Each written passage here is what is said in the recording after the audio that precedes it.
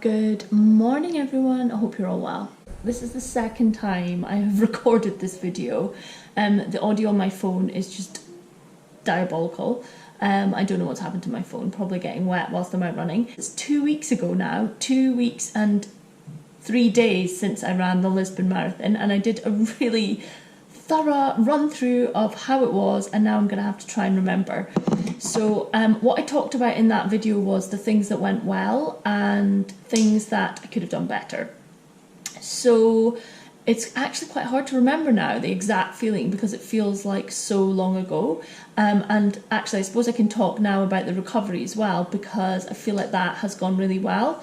So the marathon was on a Sunday. The day before I did not, or the week before, I really didn't do much running at all. I think I maybe ran about 8 or 9 miles. And I'm so glad that I did it that way, because I just feel like my kind of body needs that period of downtime before a big run. And I remember when I did my first marathon, I don't think I ran for 7 days before, which is maybe a bit too much when you kind of look at like what professionals recommend. I did follow a plan, and I kind of had to adapt it a bit because it was a 16-week plan and I only had about, I think it was 10 or 12 weeks to run my marathon when I started training. And so the week before, quite often a lot of plans have you running maybe like 15 minutes the day before, and like quite a few short runs in the week before. But for me, I just feel like it works best that I take as much rest as I can the week before and just do a couple. I think I maybe ran up until the Wednesday or Thursday. So maybe I did 3 runs that week. And then I decided 2 days, 100% no running. So I kind of adapted that plan for the week before. We did go on a cycle tour of Lisbon, but it was very short and we had electric bikes, so that saved my legs. Didn't really do much pedalling at all, a bit of walking, and that was it. I was quite tired because we'd had a really late day the night before we arrived, and then the next night our hotel was quite noisy. My husband's upstairs helping the kids brush their teeth whilst I'm trying to record this. So yes, what else? So that I would say that went really well, the kind of preparation the week before. Then in terms of fuel, I think that went really well. Actually had to kind of adapt a bit because we were in a hotel. It was too early to get breakfast. They weren't serving breakfast. So I'd got some like waffles from the supermarket, which was like, obviously didn't have a toaster or anything, so I thought, what would I actually eat that would taste okay, like not toasted? So I just got plain sugar waffles, bananas, I had hydration, and I actually nipped out to get a coffee because I didn't want to change that because I always have a coffee before a run. What I think did work better was that I just had 1 coffee. I normally will have like a little cafetiere, and so that's like maybe 1.5 coffees, because I get up in plenty of time to ensure that I go to the bathroom, and that helps the process before going into any more detail, which I'm not going to do. So yes, I only had 1 small coffee, and I think that was actually better because what happened was I was also really, really nervous, so I went to the toilet quite a few times. Again, I don't really want to go into too much detail, but I have a really sensitive stomach. Okay, I'm not used to using this camera, I haven't used it for so long. I was talking about nutrition or food. I had, on the morning of the marathon, I had a waffle, a banana, and a coffee, and I think that was it. And that was before we left the hotel, and we had to get a taxi, an Uber, from the hotel to the start because it was about 20 miles away. And when we got there, did the bag drop, did all that stuff, and then I got very nervous, used the bathroom several times, and I think that was kind of a godsend that we were there quite early, because normally I don't like to be at the start of a race much more than like 20 minutes to 30 minutes, but we were there over an hour before the start, and yeah, that gave me time to get really anxious and nervous and use the bathroom. Also, like, one of the biggest shocks for me out the whole thing was that I did not go to the toilet throughout the whole run. So unusual for me. I have a really sensitive stomach. I've had IBS for years, and I rarely would ever run more than like 15 miles without needing the toilet. Hardly ever. And so to run that full distance, I don't know what it was, the adrenaline, like maybe I had less coffee or less caffeine, or just like, normally I would have like more to eat. I would normally have like toast with peanut butter, banana, maybe another piece of fruit. But like I said, the breakfast wasn't even open when, like, before the run. So I just had to kind of like make the most of it. Up to that point, food, kind of the taper, all that went really well. And then on the race day, I was actually somehow put in the 5-hour slot, which to begin with, I was like, oh my goodness, like I'm so far from the 3-hour 30 marker.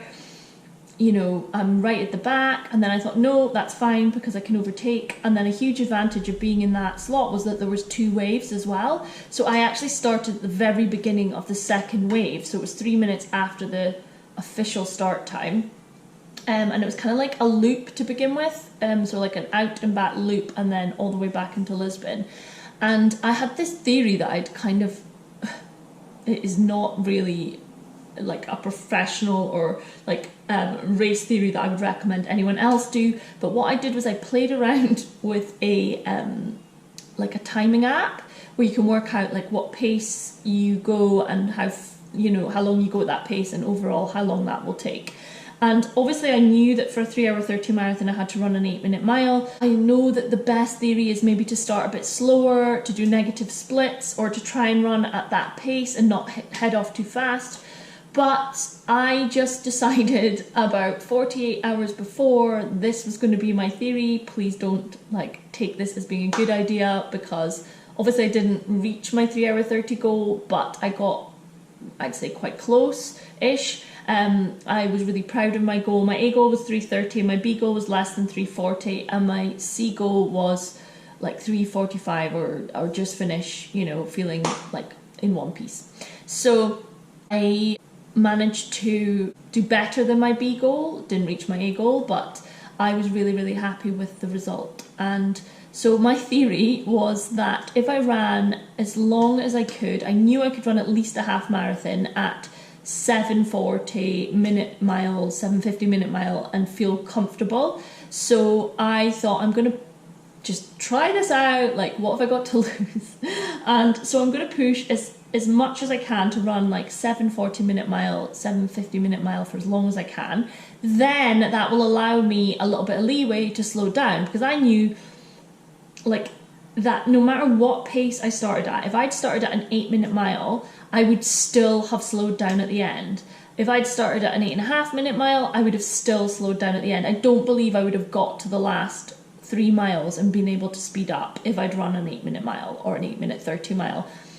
I just don't think, I don't know what it is, whether it's like a psychological thing or I just need more training. I did do that, and I pushed for the first 14 miles and I managed to do that. I managed to run 7:40, 7:30, 7:50, and then I got to mile 15 and I slowed down to around about 8-minute mile and managed to maintain like 8 minute 20, and then I think I went to 8-minute 30 mile at 22 miles.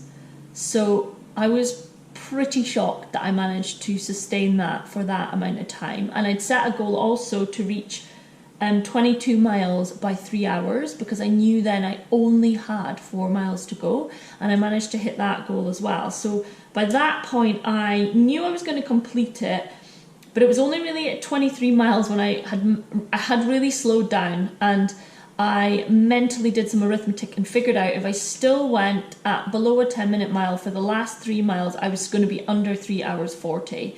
I knew by that point I'd pushed and that I was obviously going to slow down, but I had that leeway because I felt okay at around 9-minute 30 mile. So I did manage to hold that, and then in the final 0.8 miles I managed to speed up a bit. So I went from like, I think it was like a 9:30, 9:45 minute mile to like a 9-minute mile, and that was it. And honestly, the last 2 miles of that run, so from 23 miles, were really hard. I felt like my body, my legs, just physically were not going to go faster, and I just about had it in me to speed up that little bit at the end. The crowds somehow seeing the end, knowing I was in Lisbon, I was just round the corner, the last little section, always confuses me. I don't know how that happens in a marathon. It's like there's 2 finish lines. I don't know at which point I actually ran over the chip kind of thing to say that's it, done, because there was like an arch and it said finish, and then there was another like 0.1 miles, I would say, round a loop, and yeah, that kind of blew my mind a bit. But yeah, the crowd kind of got me through that last section, but there were periods of those last 2 miles where I just had to completely zone out. Like I had to put my cap on my head and like just look at the ground and keep saying to myself, you can do this, keep going, you've got this, you can do this, keep going, you've got this, keep going, keep going. And that was just my mantra the whole way, the last 3 miles. Because to be honest, I felt really good, like shockingly good up to 22 miles, 21, 22 miles. I just kept saying next mile, and I was ticking down the miles. So I was saying like 10 miles left, 8 miles left, rather than, you know, adding it up, I was subtracting it. When I got to the end, I was overwhelmed with emotion. Like, I think that's just what happens. Like, you release because you stop, your body's in motion and then it stops. And for me, that's when I feel emotional. So I did feel emotional. My husband had kind of struggled to get to the end point. So about 5 minutes later, I found him. It was a beautiful end, like stunning. It's in this big commercial square right on the sea. Beautiful buildings. It was stunning. The end was just my favourite. It was beautiful. And the route, to be honest, it was a really misty, murky day. And there was only one part of the route that I remember, and that was seeing these surfers in the water, probably about 3 or 4 miles before the end. Just, they were bobbing, and it was just really... Oh, there's a plane going overhead. Yeah, that was a memory that'll stick, those surfers in the water and the ending. But apart from that, I was just so focused on the run. I don't think that kind of theory or method is in any way advisable, but I just listened to my own intuition and gut, and a lot of people were telling me, you know, don't go too fast at the start. And obviously if I was really going to be upset by not hitting that 3:30, then that probably would have been a bad move and I would have been disappointed by those extra 6 minutes. But I did it in 3 hours 36 and 40 seconds, and I honestly couldn't have been happier or prouder of myself. I think also because I realised that the qualifying time for Boston, now that I'm 40, is under 3 hours 40, so I was well within that. I'm going to apply for Boston. I'm going to go through the ballot. Yeah, it's just been a big goal of mine for a long time, and the window for that opens up very soon. So that is kind of my summary. I would say Lisbon Marathon is a really good marathon to do if you are wanting, like, it wasn't 100% flat, there were definitely some undulations, but if it had been like a clear day, it would have been a beautiful route. But at the same time, I'm glad it wasn't, because it was a lot cooler. It was probably about 20 degrees.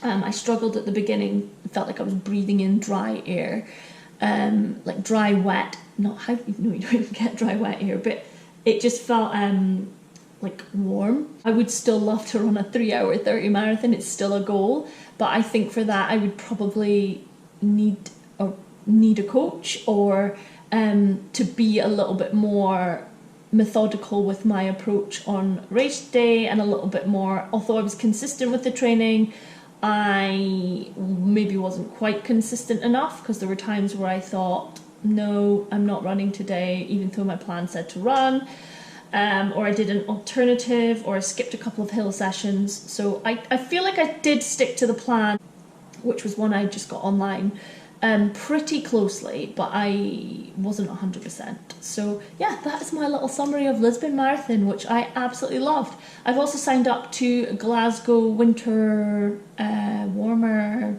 half marathon on the 6th of February, and I'm hoping that leads nicely on to Boston, although I know the chances of being accepted in the ballot are probably not that high. And if I don't get into Boston, I will find another marathon to do in April, and I will go for a new goal. I haven't quite figured out what my half marathon goal is going to be. I've got an idea in my head. So yeah, thanks for watching. I hope you've enjoyed following my little journey to my marathon. If you do enjoy these videos, don't forget to subscribe, and I'll see you all again soon.